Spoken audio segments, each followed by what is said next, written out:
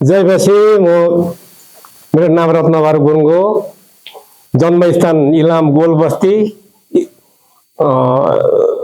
नगरपालिका ward number 9। मेरो जन्म 2007 साल असोज 15 गतेको हो र मेरो पहिला परमेश्वर नपाउने जेलसम्म मेरो जीवन चाहिँ एकदम अस्तव्यस्त थियो। लथालिङ्गै बिरामी, दुनियाँभर लापरवाही हिँड्ने, जाँडभाङ खाने, धतुरो, यस्तो हरेक किसिमको बाधाहरू मेरोसँग थियो, टेन्सन हुने। र 2064 साल साउन महिनामा चाहिँ मैले परमेश्वरलाई ग्रहण गरेको हो। त्योभन्दा अगाडि चाहिँ मेरो आर्मी जीवन 7 वर्ष आर्मीमा मैले नोकरी गरेँ। श्रीपाद वीरेन्द्रको बिहा पनि मैले गराउने, ब्रस ब्यान्डको तालिम गराउने सौभाग्य पाएँ काठमाडौँ सिंहदरबारमा। 2028 सालमा 27 सालमा बिहा भएको हो। र मेरो अस्तव्यस्तको बेलामा मैले चाहिँ त्यो परमेश्वर नपाएसम्म म एकदम लापरवाहीसँगले हिँडेको थिएँ। मेरो चाहिँ खानु बस्नुको ठेगाना पनि थिएन र मेरो सबै शरीरै म धेरै ड्रिङ्क गर्ने लापरवाहीसँगले ड्रिङ्क गर्दाखेरि चाहिँ मेरो चाहिँ जम्मै लिभर ड्यामेज, फोक्सो, कलेजो सबै सुन्निएको थियो। मोहन हस्पिटल काठमाडौँमा 7 दिन उपचार गर्दाखेरि पनि केही पनि भएन र मोहन हस्पिटलको डाक्टर साहबले चाहिँ मलाई 2063 सालमा चाहिँ बिदा दिनुभएको थियो। अब घरमै गएर घरेलु दबाई खानु, तपाईँलाई दबाई पानीले भेटेन, लागेन यहाँ हस्पिटलको दबाईले भनेर मलाई डिस्चार्ज गरिदियो मोहन हस्पिटल काठमाडौँकोबाट।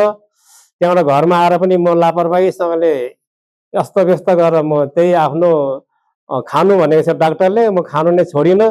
त्यस पश्चात हाम्रो कमल पास्टर फिलिप हुनुहुन्छ, अहिले उहाँ जुन काठमाडौँ हुनुहुन्छ, उहाँले सुन्नु भएछ र उहाँ आफै नै काठमाडौँबाट डाक्टरले बिदा गरेको मान्छेको घरको हो भनेर सोध्दै सोध्दै आउनु भएछ र उहाँले नै पत्ता लगाएर उहाँले नै मलाई चाहिँ सबै मैले डकुमेन्टहरू, मेरो एक्सरेहरू उहाँले जिम्मा दिँदाखेरि यसमा सम्भव छ भाइ भने मैले सम्भव छ भनेर भन्नुभयो। अनि खर्च कति लाग्छ भन्दा खर्च लाग्दैन भन्नुभयो। अनि खर्च लाग्दैन भने कसरी चाहिँ म निको हुन्छु त भन्दाखेरि होइन, खर्च चाहिँ हाम्रो लाग्दैन, तन्त्र मन्त्र पनि केही पनि हुँदैन, हाम्रो केवल प्रार्थना मात्रै हुन्छ। हामी त तपाईँहरूलाई एउटा माध्यम मात्रै हो, बाटो देखाउने, आइडिया दिने हो, तर परमेश्वर नै माथि नै हुनुहुन्छ निको पार्ने चाहिँ, तपाईँहरूलाई निको पार्ने चाहिँ भनेर भन्नुभयो। अनि मैले चाहिँ अनि त्यो निको पार्ने परमेश्वर तपाईँले देख्नु भएको छ भनेर डिस्कस पनि पर्यो। होइन हामी देख्दैनौँ, हामी चाहिँ अब तपाईँहरू जस्तो दुईजना निको पारेर हिँडिरहेका छौँ बाइबल बोकाएर भनेर यस्तै उहाँले भन्नुभयो। अनि मलाई चाहिँ विश्वास लागेन, नलागे पश्चात अनि उहाँले भन्नुभयो म तपाईँहरूलाई चाहिँ कुनै मान्छे भेट गराइन्छु, म त्यो मान्छे बजारमै छ भन्नुभयो। त्यसपछि मलाई विश्वास लागेर अनि मैले 2064 साल साउन 4 गते घरमै ग्रहण गरेको हुँ। ग्रहण गरेर मेरो चलिरहेको थियो, 1 गिलास रक्सी खाँदा मात्रै मेरो निको हुन्थ्यो दबाई नै। त्यो खानु मैले पाएको थिइनँ त्यस बेलामा। 6 बजी बोलाएको मैले, 6 बजी आउँछु भन्ने उहाँहरूको अर्डर थियो, भरे 4 साढे 4 मै आउनु पर्यो। मैले त्यो खाने मौका पाइनँ र मलाई एकदम चराइरहेको थियो, दुखिरहेको थियो। त्यस्तै अवसरमा उहाँहरूले चाहिँ अब 3 जना आउनु भएको थियो। 3 जना आउनुभयो, को लुक्का सुब्बा, अनि खगेन्द्र थापा मगर, अनि फिलिप पास्टर, 3 जना आउनु भएको थियो। उहाँहरूले चाहिँ मलाई अनि ग्रहण गरिदिने भन्नुभयो। अनि ग्रहण गर्दाखेरि म चराइरहेको छ, दुखिरहेको छ मेरो पेटमा, त्यो खाँदा मात्रै मेरो चाहिँ निको हुन्थ्यो, तर मैले खाने मौका पाइनँ। त्यसपछि उहाँहरूले प्रार्थना गर्दा मेरो घुँडा टेकेर प्रार्थना गरिदिनु भयो। अनि प्रार्थना केही आधी घन्टाभन्दा अलिक कम 25 मिनट जति प्रार्थना उहाँहरूले गर्दाखेरि मेरो चाहिँ त्यो चराइरहने चाहिँ मेरो चाहिँ केही शीतल हुँदै गएको महसुस पाएँ। त्यस पश्चात मैले अनि पक्का निको हुने रहेछु भन्ने चाहिँ मैले पुरा विश्वास लाग्यो र मैले त्यसको पछि मैले त्यही दिन मैले ग्रहण गरेँ। ग्रहण गरेपछि मेरो त्यो रोग त मेरा 1 2 3 4 5 6 दिन भित्रमा मेरो सबै सखाप निको भयो। केही दबाई पानी केही खानु परेन, केही गर्नु परेन। तर परिवर्तन हुन्छ भन्नुभएको थियो, तर कमसे कम मेरो केही पनि परिवर्तन भएन। केवल मेरो त्यो चर्याउने लिभर ड्यामेज भएको मात्रै मेरो सबै निको भएको महसुस मैले बुझेँ। त्यसपछि विश्वास बढ्दै गयो, प्रार्थना गरेँ, बाइबल पढेँ। बाइबल पढेँ के पढ्छु थाहा भएन, बिर्सिन्छु, पढ्छु बिर्सिजान्छु, के भन्ने कुरो कुन अध्यायमा के थियो भन्ने कुरो पनि थाहा भएन। त्यसपछि 1 वर्षसम्म त म हावामा माथि पिपलपट्टि चर्च हो फिलिपले गर्नुभएको, उहाँ चाहिँ मैले 1 वर्ष धाएँ बाइबल बोकेर। प्रत्येक शनिबार म जान्थेँ चर्चमा। तर मैले एकदमैसँगले मेरो त्यो रोग मात्रै निको भयो, मलाई अरू केही परिवर्तन केही पनि भएन। किन परिवर्तन भएन भन्दै म अब धेरै कोसिस गरेँ, तर पनि मलाई चाहिँ केही पनि उद्धार भएन जस्तो लागेर मेरो केवल त्यो चर्याउने त्यो लिभर ड्यामेज भएको मात्रै मेरो चाहिँ निको भएको चाहिँ मैले महसुस गरेँ। त्यस पश्चात 1 वर्षसम्म चाहिँ म चाहिँ हावामै चर्चमा गएँ गएँ, बाइबल बोक्छु, वचन सुन्छु, के वचन भन्यो त्यो पनि मलाई हेक्के नहुने। घरमा आउँथेँ, बाइबल पढ्थेँ, के पढ्यो अहिले पढेको अध्यायमा अहिले कुन पदमा के छ, कुन पदमा भन्ने कुरो पनि मलाई बिर्सिजाने बाइबल राखेपछि। र म 1 वर्षसम्म त्यसरी हावामा हिँडेपछि अनि 2 वर्ष को बादमा चाहिँ 2 वर्ष लागेपछि चाहिँ मैले चाहिँ अनि यो के अरे यो शरीरले मात्रै विश्वास गरेकोले चाहिँ परमेश्वरले चाहिँ मान्नु हुनु रहेछ। किनभने हाम्रो हामीले मानेको परमेश्वर चाहिँ आत्मिक नै हुनु रहेछ। आत्मा उहाँले चाहिँ हाम्रो स्वरूप, हाम्रो सुन्दरता, हाम्रो लुवाई खुवाई उहाँले देख्नु हेर्नुहुन्न। उहाँलाई चाहिँ केवल हाम्रो भित्रको आत्मा मात्रै उहाँलाई शुद्ध चाहिने, चोखो चाहिने भन्ने जस्तो मैले महसुस गरेँ, बुझेँ, बाइबल पढ्दै गएँ। पहिलो कोरिन्थी, दोस्रो कोरिन्थी पढ्दै गएँ। त्यसो भए पहिलो कोरिन्थीमा शरीरले मात्रै मैले विश्वास गरेको रहेछु, बाहिर मात्रै गरेको छु, भित्र आत्माबाट मैले गरेको रहन्छु। अनि पहिलो कोरिन्थी पढेँ। अनि दोस्रो कोरिन्थीको पुस्तक 2 अध्यायको 16 14 पदमा चाहिँ मैले पढ्दाखेरि चाहिँ यो परमेश्वरलाई पाउन चाहिँ भित्री आत्माबाट नै विश्वास पर्छ भन्ने चाहिँ मैले यस्तो दोस्रो कोरिन्थीमा पाएर त्यो पढे पश्चात मैले सबै बाइबल चाहिँ मैले पढ्दै गएँ। त्यो पढेको अनुसारले मैले बाइबलमा लेखेको वचन पनि विश्वास गर्न थालेँ र परमेश्वर हुनुहुँदो रहेछ भन्ने कुरो मैले महसुस गरेँ।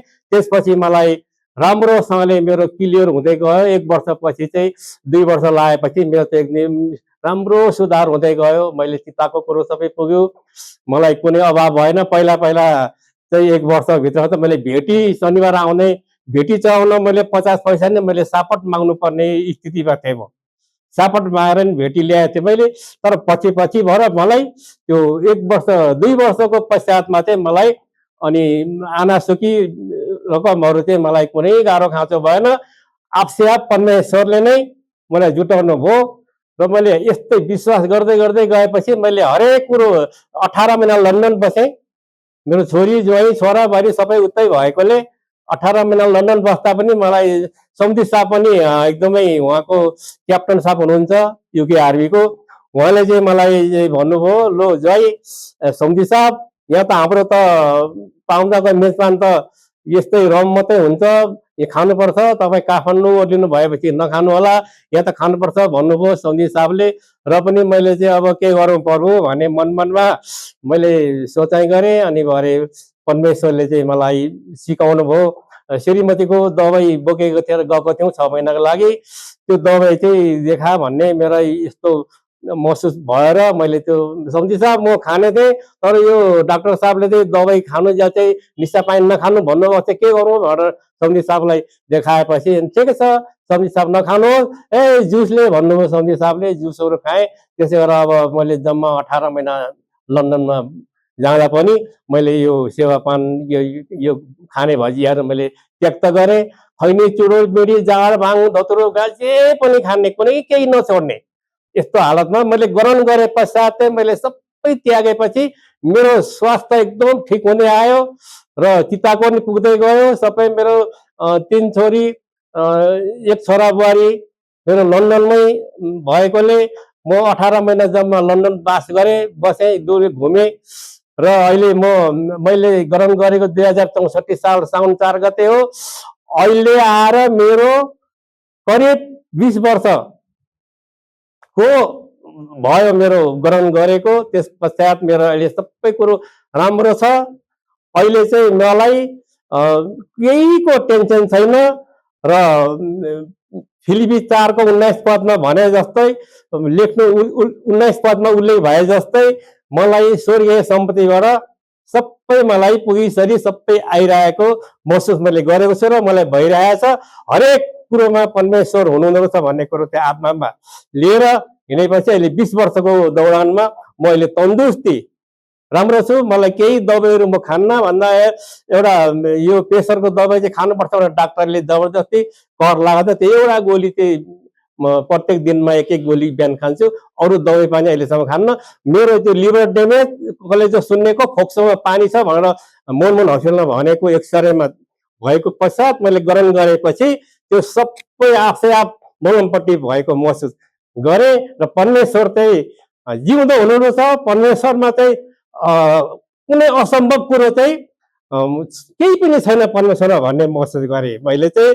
र म अरू सबैजनालाई यो भन्न चाहन्छु कि परमेश्वर चाहिँ जिउँदो हुनुहुन्छ। हाम्रो परमेश्वरले चाहिँ हामीलाई सबै जान्नुहुन्छ र उहाँले निको पार्नुहुन्छ। यो रोग जस्तै रोग अब मेरो त लिभर ड्यामेज कलेज सुन्नेको फोक्सोमा पानी जमेको मात्रै भयो, तर अब किडनी ड्यामेज भएको मानिसले पनि विश्वास गरेर चर्चमा जान थालेपछि निको भएको मैले पाएको छु काठमाडौँमा।